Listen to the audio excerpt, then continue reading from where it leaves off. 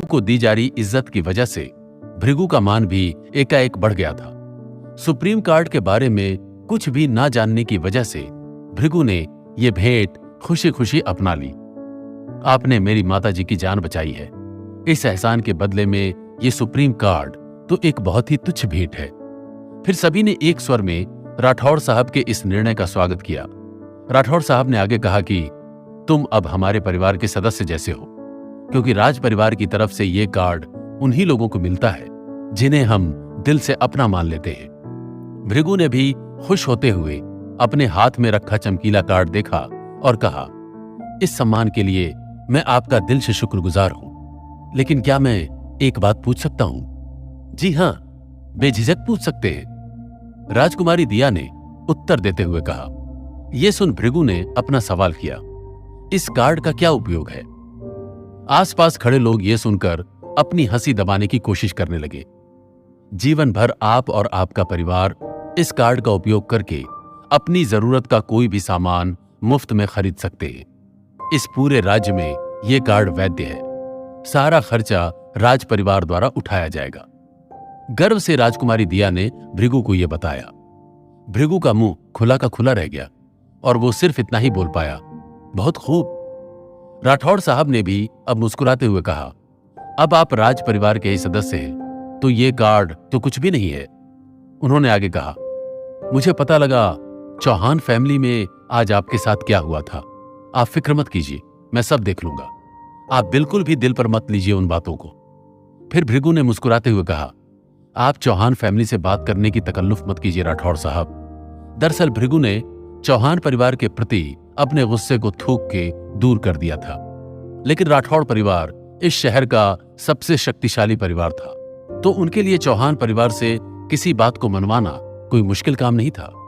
इसलिए राठौड़ साहब मुस्कुराते हुए बोले, आप ये सब मुझ पर छोड़ दें। भृगु ने फिर कहा, नहीं नहीं, ये हमारा आपसी मामला है, मैं सब संभाल लूंगा। फिर भी मदद के लिए आपका बहुत बहुत धन्यवाद। राठौड़ साहब भृगु की हर बात से और भी ज्यादा इंप्रेस होते जा रहे थे। उन्होंने कहा, तब तो आपको चमत्कारी डॉक्टर भृगु के नाम से बुलाया जाना चाहिए। यह सब सुनकर वहां मौजूद सभी लोग हंस दिए।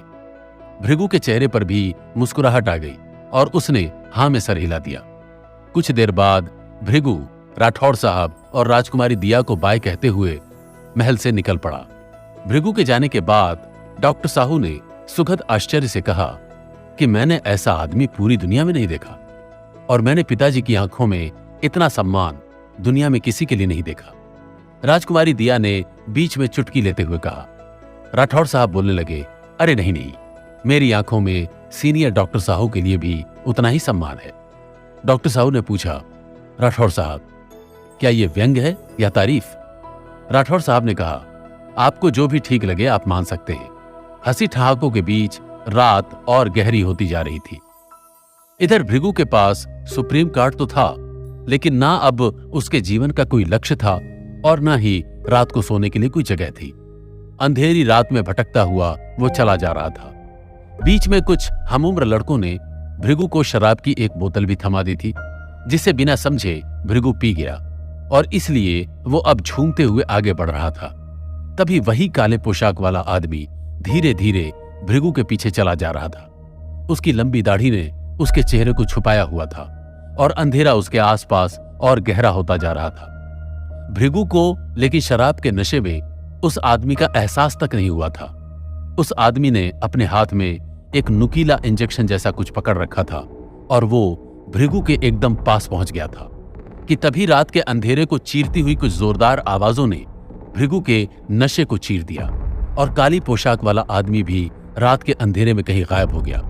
भृगु ने देखा कुछ आदमियों का झुंड दो लोगों के पीछे भागता हुआ यहां आ रहा था। इन दो लोगों में एक का नाम था हरीश और दूसरे का नाम था दानिश। दोनों शहर के एक प्रसिद्ध अखाड़े से संबंध रखते थे।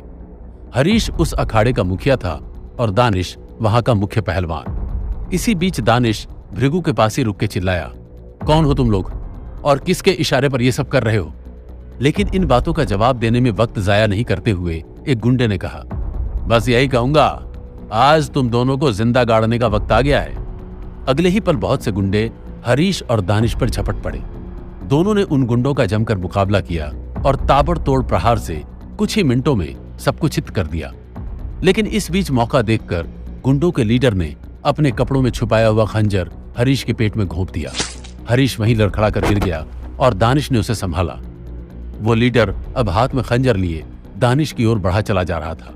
भृगु, जो अब तक शराब की पूरी बोतल गटक चुका था, धुंधली नजरों से इस पूरे वाकये को देख रहा था और अब एक मर्डर विटनेस बनने ही वाला था।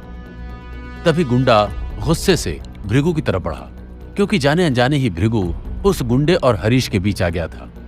भृगु को इस गुंडे का गुस्सा पसंद नहीं आया तो उसने झट से अपनी जेब से एक सुई निकालकर लीडर के गले में घुसा दी। वो लीडर उसी वक्त जमीन पर गिर गया। भृगु ने कहा कि मैं तो बस तुम्हारे पास से यूं ही गुजर रहा था, मुझे इस तरह से देखने की तुम्हारी हिम्मत कैसे हुई? यह अजीब किस्म का दृश्य था और स्थिति पूरी तरह पलट चुकी थी। भृगु का ये बेपरवाह अंदाज देखकर वहां मौजूद सभी गुंडे अलग अलग दिशाओं में भाग गए। हरीश और दानिश ने भृगु का शुक्रिया अदा किया। दानिश ने कहा कि हम लोगों की जान बचाने के लिए बहुत बहुत धन्यवाद।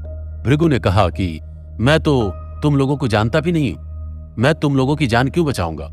उसने बस मुझे गुस्से से देखा और मुझे यह पसंद नहीं आया। इतना कहकर भृगु बस झूमते गाते हुए वहां से चला गया। हरीश दर्द से कराह रहा था, लेकिन फिर भी वो दानिश से बोला, इस आदमी का पता करो, ये कौन है और कहां से आया है।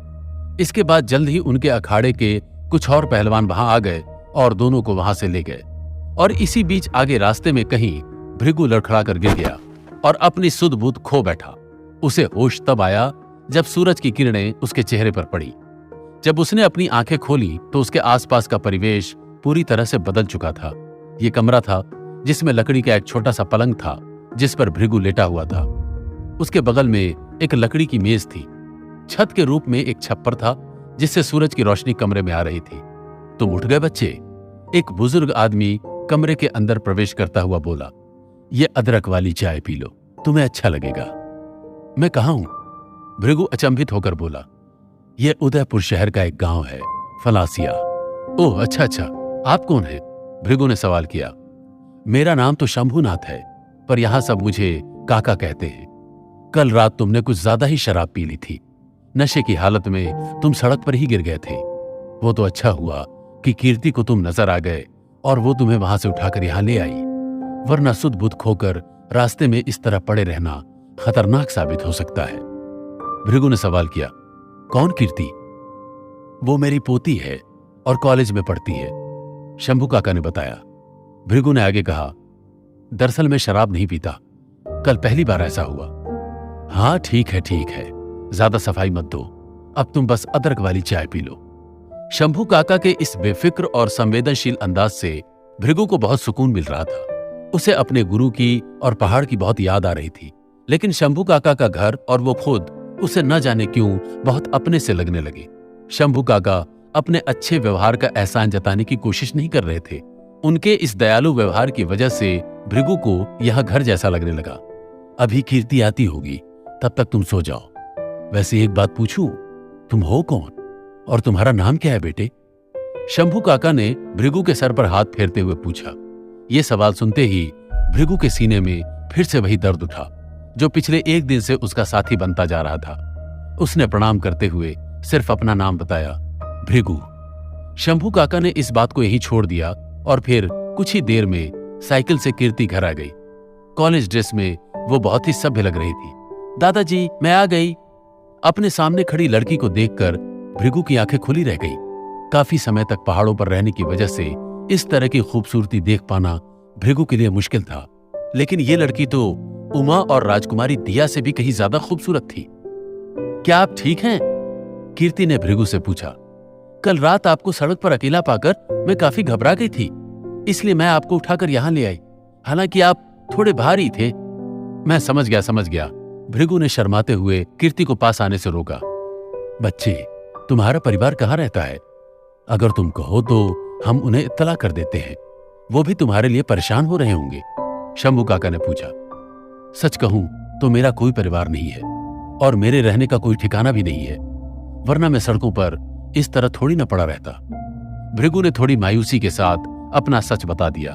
शंभू काका ने कहा, मेरे बच्चे, अगर तुम्हारे पास रहने के लिए कोई ठिकाना नहीं है तो तुम यहां जितने दिन चाहो रह सकते हो। शुक्रिया काका, भृगु ने कृतज्ञता से कहा। कीर्ति चुपचाप खड़ी होकर यह सब सुन रही थी।